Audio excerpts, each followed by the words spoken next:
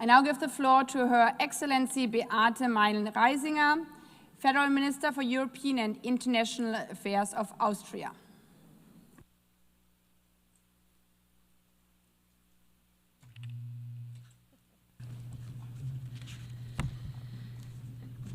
Madam President, Excellencies, ladies and gentlemen, dear friends. As the Austrian Foreign Minister, it is both truly an honor and a profound responsibility to address this assembly today. Yet, I am not only a foreign minister and, by the way, a party leader, I'm also a mother of 3 daughters. When I reflected about why I'm coming to New York to participate in the General Assembly, it became clear to me. The values of the United Nations are the very same values that my husband and I try to pass down to our children. That conflict and dispute can and must be resolved by mediation. That every human being, regardless of their offspring, sex, religion, or race, deserves dignity and owns the same rights.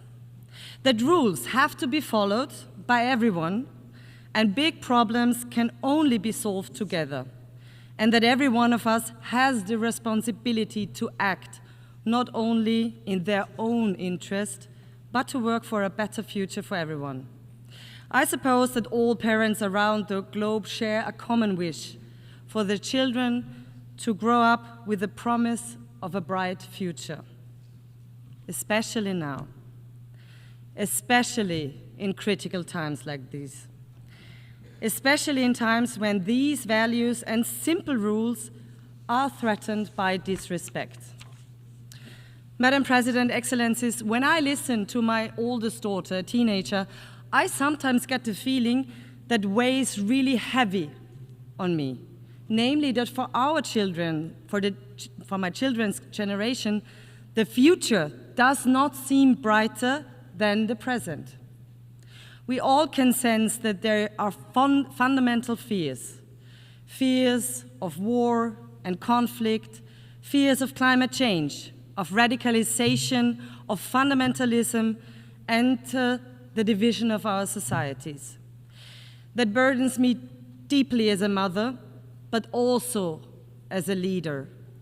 I believe that the most powerful and most important promise leaders can make is to do everything in their power to ensure that our future is at least a little better than the present. Yet today we cannot close our eyes to the gap between this aspiration and the harsh reality we live in. For example, in Gaza, where devastation, starvation, and despair have reached terrible proportions. For Austria, it is clear the attacks of Hamas on Israel on October 7th were horrible and beyond imaginable brutality. They must be condemned by all of us. We have said it from day one and will continue to do so. Hamas must immediately and unconditionally free all hostages and its rule in Gaza and hand over its weapons. At the same time, nothing justifies the devastating humanitarian catastrophe we are witnessing in Gaza. Civilians must be protected at all times. There is no justification for violating international law, including international humanitarian law.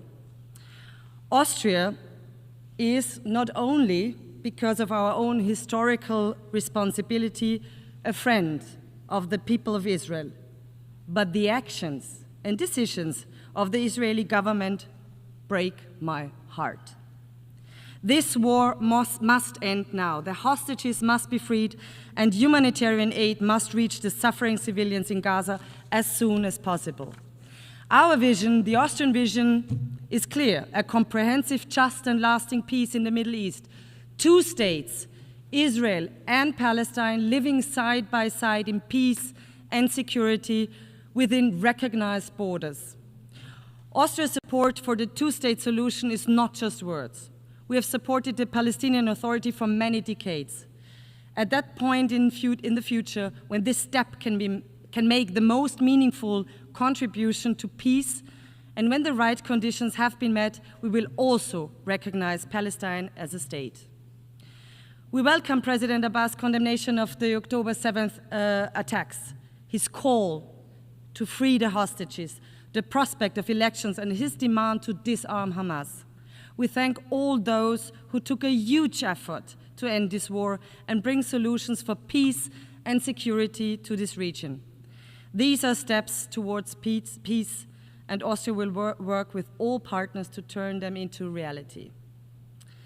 Madam President, Excellencies, we all see the basic principles of the Charter challenged in Ukraine, where Russia has been waging an illegal and unprovoked war of aggression against its neighbor. A very brutal war with horrific numbers of dead and wounded, soldiers and civilians. We support US and all efforts to end the war through high-level diplomacy. Since the beginning of the war, and especially since March, many initiatives have been launched to end this war. Ukraine showed several times that they are ready for peace.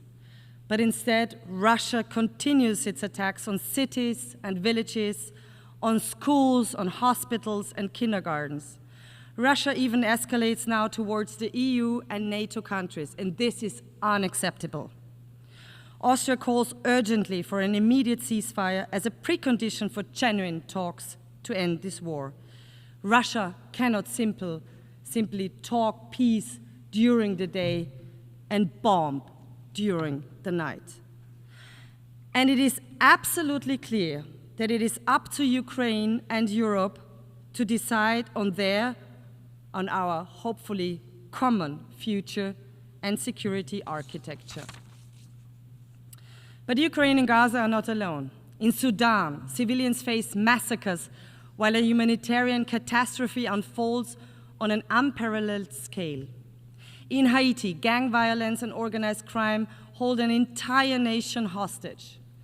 In Afghanistan, women and girls are denied their most basic human rights. Against the backdrop of rising insecurity and armed conflicts, countries are now heavily investing in security and defense, also in Europe, also in Austria. We all have the duty to protect our citizens. This is necessary as we are confronted with the biggest war on our continent since 1945. But let us not fool ourselves.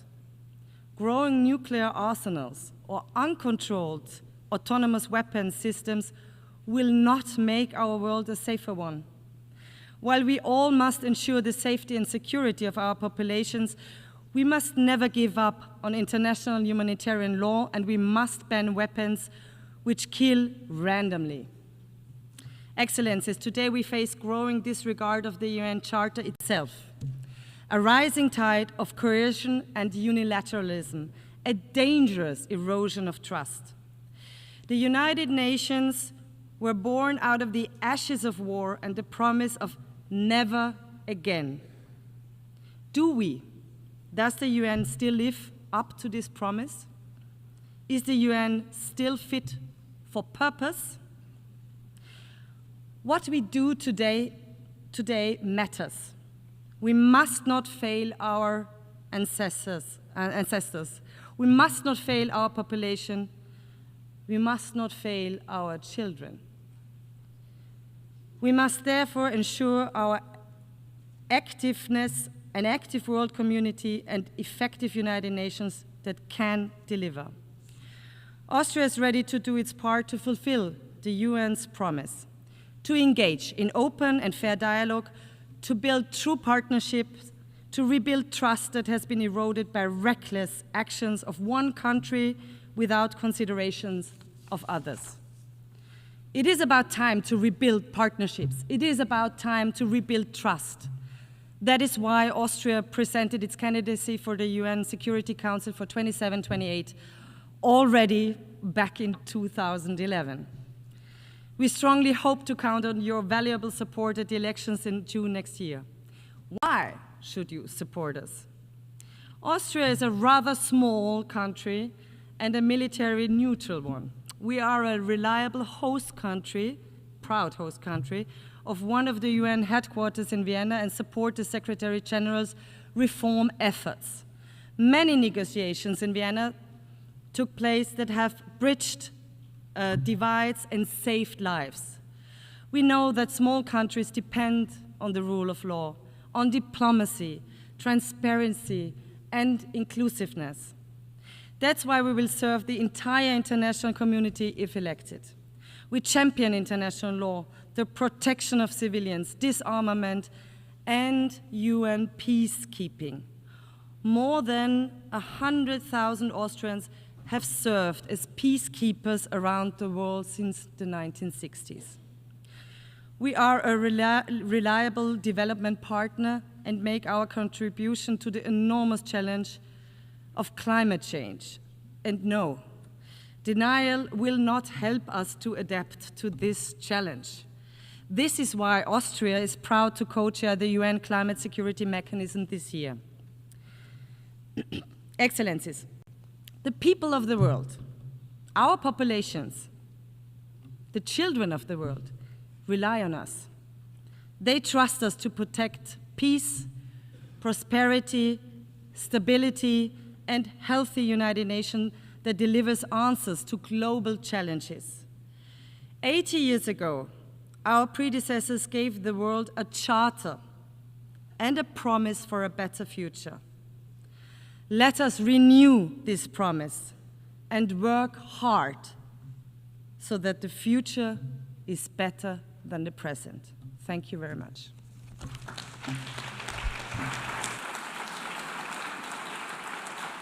I thank the Federal Minister for European and International Affairs of Austria.